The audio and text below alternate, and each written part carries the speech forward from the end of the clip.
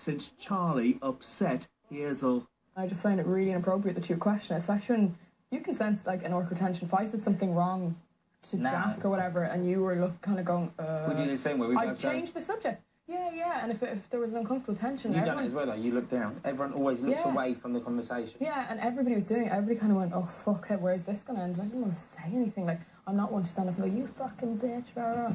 Do you know what I mean? And then I kind of was a bit upset at the fact that she was crying for so long after, because I was like, I should be the one crying. No, Charlie needs to think before she speaks sometimes as well, I think. She does, but then Charlie's got that, you know, she's... You can't say she's innocent because she's 26 years old, she's not 16, you know. You can't protect her all the time. No, I'm not. No, you do sometimes. She's been through a lot. So we all have, though. We all have. We all have. I have been through so much shit in my life, you wouldn't believe. Yeah, but it's not screwed up. She's screwed up her head in terms of, you know, with all sorts of things that have been going on. She's only just literally starting her growing up process. Oh, you look worried.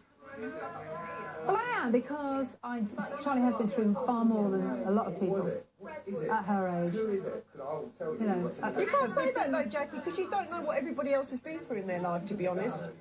No, I probably you know what your daughter's been through because you've been there next to her. But you don't know everybody. I'm not going to open up and tell you exactly what I've been through in my life because I don't want you to know about my personal situation. But I'll tell you something, I've done a lot in my life. I've been through a lot in my life. I've got through a lot in my life. And, you know, and I'm here. And I'm here to make my family proud because there's a lot I've done in my life that hasn't. Charlie's been through in terms of, you know, she had a cyst when she was 15, the size of a football. And she only got one ovary. She saw her grandma die in front of her. My daughter died in front of me, Jackie. My daughter died on the ground in front of me. I had to resuscitate my daughter. What, your daughter? My daughter died in front of me. I thought... So you had a daughter before? I had to resuscitate my daughter. Your daughter died in front of me. My daughter stopped breathing in front of me. No, but you were a mother and older. But at 15, Charlie had her grandma die on top of her, which was horrendous. And she's never forgotten it.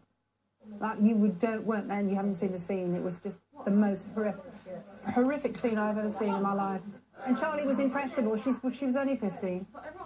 Yeah, no, it's true. And having your daughter die in front of you is quite impressionable as well. We're talking about... She stopped breathing. She stopped breathing for over a minute. They had to call the ambulance. I just jumped into... She stopped breathing. And I just suddenly went like that on her stomach. There was nursery staff around. She was hot. She was, you know, she was sick.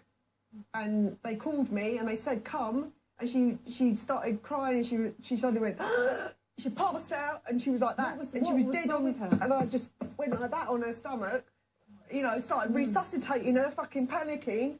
And she was out for about a minute and then and then they called the ambulance, obviously, and that was it. Oh, did she have a fit or what? Yeah. Sometimes when babies get too upset. Oh, she's a baby.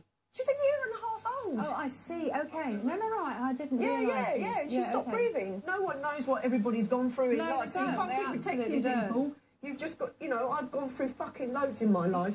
I think we all have. We all have. No, I'm just saying she keeps sticking up for Charlie. I'm just saying sometimes Charlie doesn't think... Charlie, you weren't here, Callum, you weren't here at the beginning of the conversation. We were just saying that sometimes I say Charlie doesn't think before she talks, but then her grandma died on top of her. No, Mum, it's fine. You're absolutely right.